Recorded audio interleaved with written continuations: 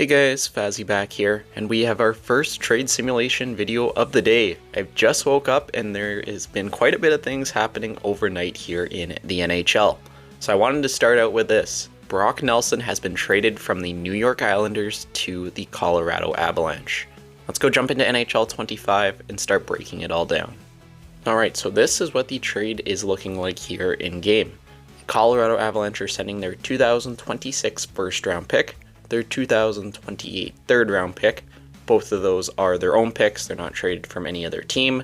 Prospect Callum Ritchie, who did make his NHL debut earlier this year. He did get reassigned to the Oshawa Generals, but he is a former first round pick himself, 27th overall in 2023. But definitely a player who does project to play at the NHL level for you at some day. I'm saying probably second or third line center, it's hard to say at this point. Also going back is offensive defenseman Oliver Shillington. I did see they actually did flip him right away to Anaheim. It was just for future considerations, so nothing too crazy here. He is also going to be a pending UFA at the expiration of this year. The big piece going back, Brock Nelson. Just played with the USA Foreign Nations team. He's a guy that's going to almost guaranteed put you up anywhere from 60 to 70 points. He slots in perfectly on that second line for so many teams. I can definitely see him doing that for the Colorado Avalanche. Played his whole career in New York, 840 plus games now, put up 531 plus points. I know there's obviously this year as well. And he is also a UFA after this year. The Islanders are retaining 50% of that contract to make it $3 million.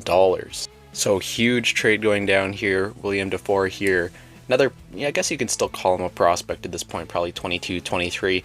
Mixed results. He is a former 5th round pick. Yeah, 5th round pick back in 2020. So does he become something? Maybe, maybe not. Still a little bit probably too early to say on him.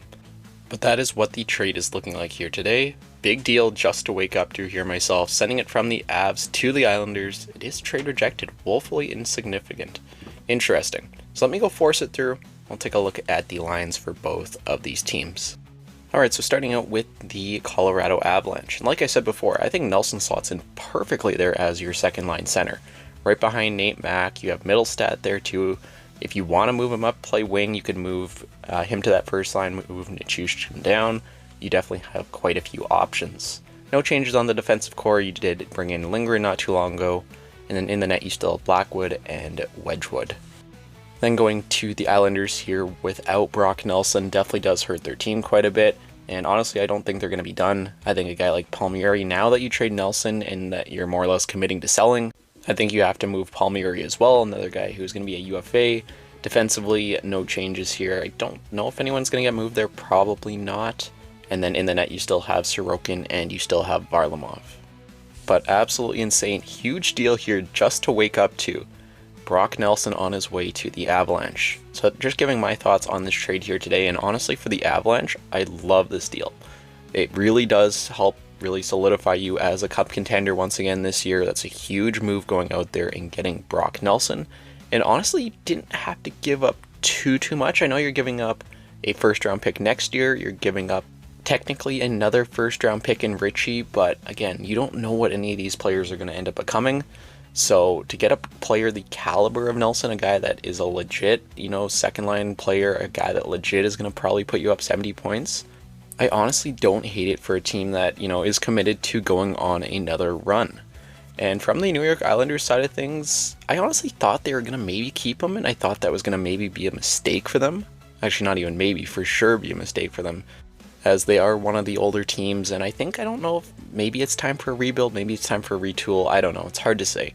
I know they're still technically right in it there when it comes to points, and that was kind of why they were hesitant to sell, but I think with the direction this team is going, I think it was a smart move, getting all those assets back for a guy that didn't sound like he was going to end up committing to you. Maybe, who knows, he maybe would re-sign back in the offseason.